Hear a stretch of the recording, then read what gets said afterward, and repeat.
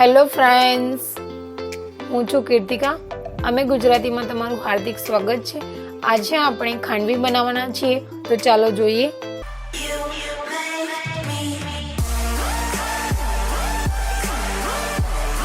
તો સામગ્રીમાં જોઈશે 1 ચમચી તેલ, 1 ચમચી રાઈ, 1 ચમચી તલ, મીઠા લીમડાના પાન 1 ડાળી, લીલું મરચું 1 ચમચી વાટીને લીધેલું છે, 1 નાની ચમચી હળદર, મીઠું સ્વાદ પ્રમાણે, પાણી જરૂર પ્રમાણે, 1 કપ ચણાનો લોટ, 1 કપ દહીં. દહીં અને ચણાના લોટનું માપ સરખું જ છે, બંને સેમ જ કપ છે. તો ચાલો જોઈએ. તો શરૂઆત કરીએ. એક નાની તપેલી લીધી છે, તમે બાઉલ લો, કોઈ પણ વસ્તુ લઈ લો. એની અંદર આ 1 કપ દહીં છે, જેને હું એડ કરું છું. આ જ કપનું માપ લઈને પાણી લેવાનું છે. 2 કપ પાણી લેવાનું છે. આ 1 કપ, આ 2 કપ, 2 કપ પાણી લેવાનું છે આપણે. દહીં ને પાણીને બરાબર ફેંટી લેવાનું છે અને છાશ એની વ્યવસ્થિત કરી લેવાની છે. બરાબર હલાવતા જાઓ.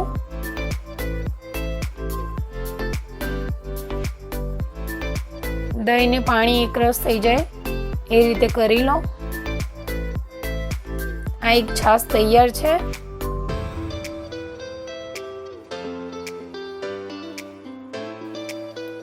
હવે ચણાનો લોટ એડ કરીશું થોડો થોડો. હવે થોડો થોડો ચણાનો લોટ એડ કરીને બરાબર મિક્સ કરતા જાઓ. બરાબર હલાવતા રહેવાનું છે. ચણાના લોટના ગઠ્ઠા ના રહે એ રીતે એને બરાબર મિક્સ કરતા રહો. ફરીથી થોડો ચણાનો લોટ એડ કરું છું. આ રીતે બધો ચણાનો લોટ એડ કરીને બરાબર મિક્સ કરી લેવાનું છે છાશની અંદર.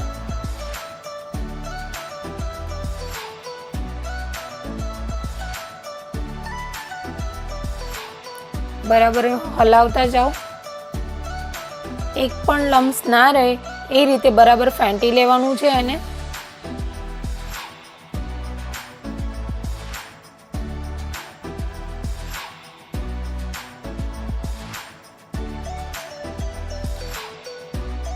પછી મીઠું એડ કરીએ.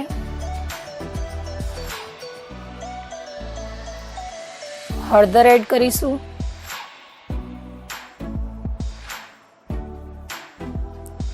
લીલા મરચાં એડ કરીશું. ફરીથી બરાબર મિક્સ કરી લો.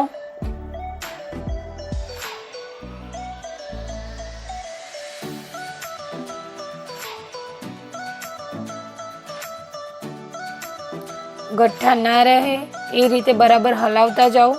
મિક્સ કરતા રહો. જરૂર લાગે તો થોડુંક પાણી બી એડ કરી શકો છો તમે.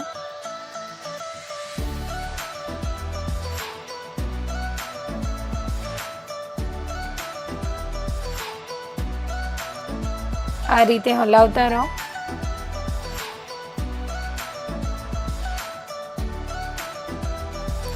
તો આપણું આ બેટર રેડી છે.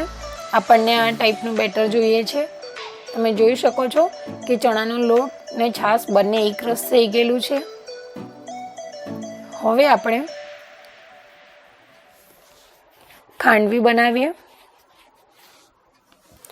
આ ટાઈમે તમે એકવાર મીઠું ચેક કરી લો. વધુ ઓછું લાગે તો તમે તમારા પ્રમાણે નાખી શકો છો.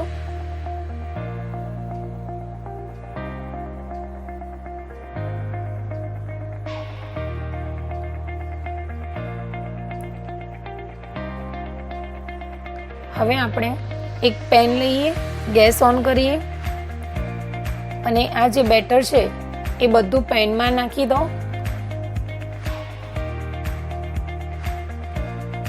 અને મીડિયમ તાપ રાખવાનો છે ગેસનો.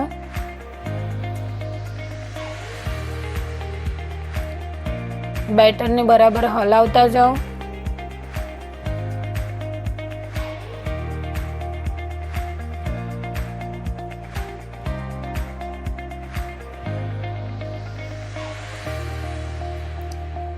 બેટરને સતત હલાવતા રહેવાનું છે.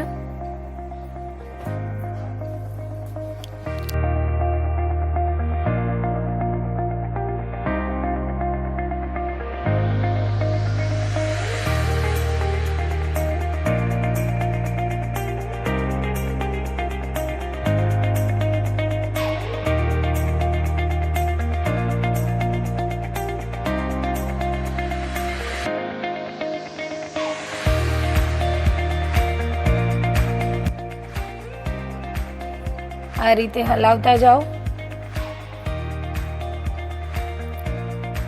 ગેસ મીડિયમ જ રાખવાનો છે,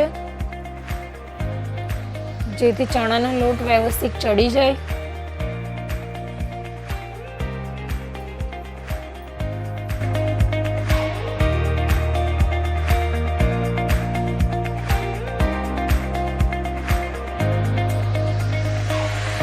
આ રીતે હલાવતા રહેશો તો ધીરે ધીરે ચણાનો લોટ જાડો થતો જશે. આપણે પ્રોપર એને શેકવાનું છે. તમે સતત એને હલાવતા રહો, જેથી એ નીચે ચોંટી ના જાય.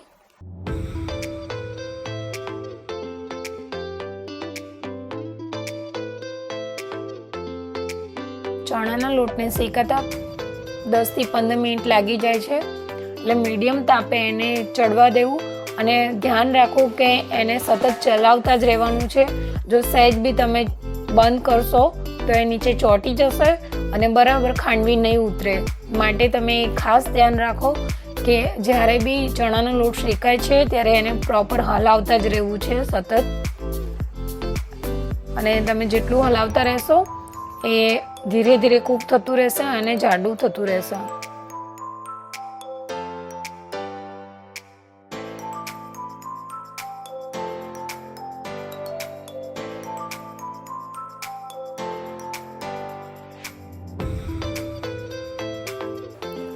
તો તૈયાર છે આપણું આ બેટર. આપણને આ ટાઈપનું બેટર જોઈએ છે. હવે અમે સ્ટીલની ડીશ લીધી છે, એને ઊંધી કરીને ખૂબ જ ઝડપી આ લોટને બેટરને નાખતા રહો આ રીતે. અને તાવેતાની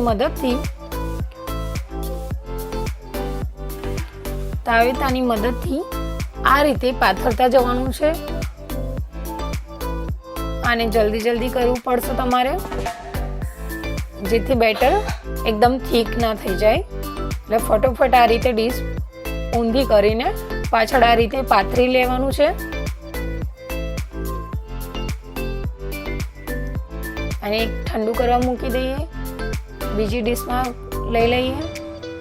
આ રીતે બધા જ બેટરને આપણે એક પછી એક વારાફરતી દરેક ડીશમાં આ રીતે પાથરી લેવાનું છે.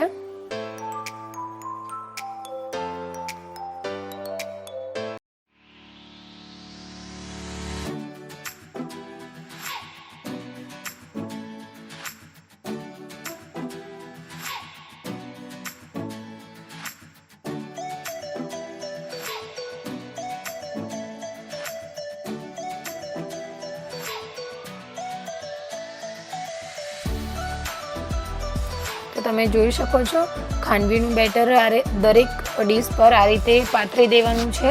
હવે એને 10 મિનિટ માટે ઠંડુ થવા દેવાનું છે. પછી એના ઊભા કાપા કરી લેવાના છે. હવે આ ડીશ પર જે ખીરું છે એકદમ ઠંડુ થઈ ગયું છે. હવે આપણે કાપા કરી લઈએ. ઊભા જ કાપા કરવાના છે.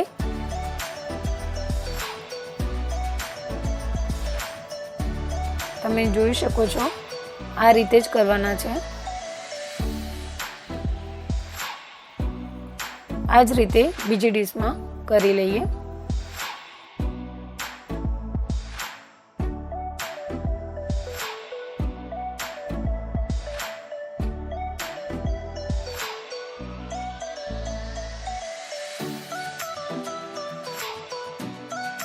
હવે આપણે આ ચક્કાની મદદથી જે કાપા કર્યા છે ત્યાં એક સાઈડમાં થોડોક રોલ વાળીને રાઉન્ડમાં આખો સીધો રોલ વાળી દેવાનો છે. ધીરે ધીરે આ રીતે રાઉન્ડ ફેરવતા જાઓ.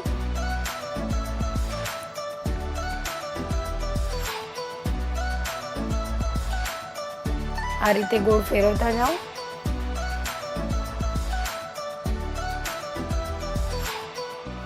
તમે જોઈ શકો છો. રીતે બીજો રોલ વાળી દઈએ.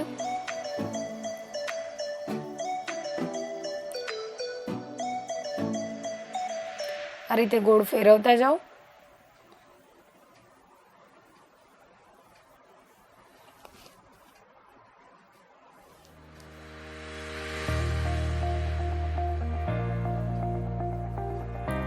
આ રીતે બધા જ રોલ રેડી કરી દઈએ આપણે.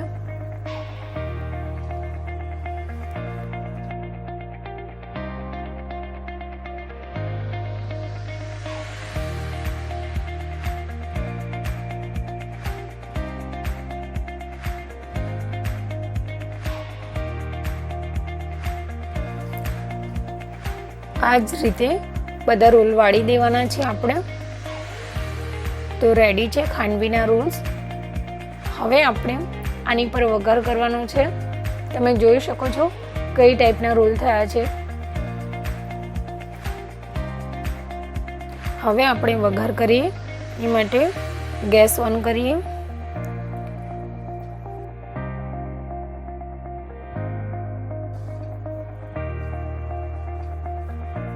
તેલ એડ કરીએ.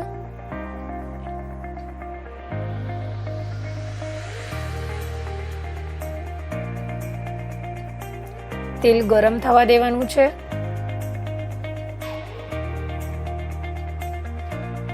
તેલ ગરમ થઈ ગયું છે. રાઈ નાખું છું. ગેસ બંધ કરી દઈએ. તલ એડ કરો. મીઠા લીમડાના પાન બરાબર મિક્સ કરી લો.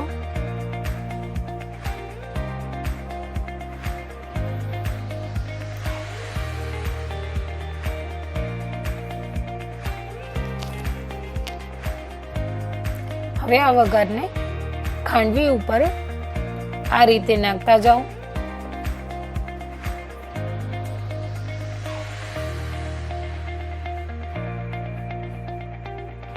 આ રીતે બધા ખાંડવીના રોલ્સ ઉપર આપણે વઘાર નાખવાનો છે.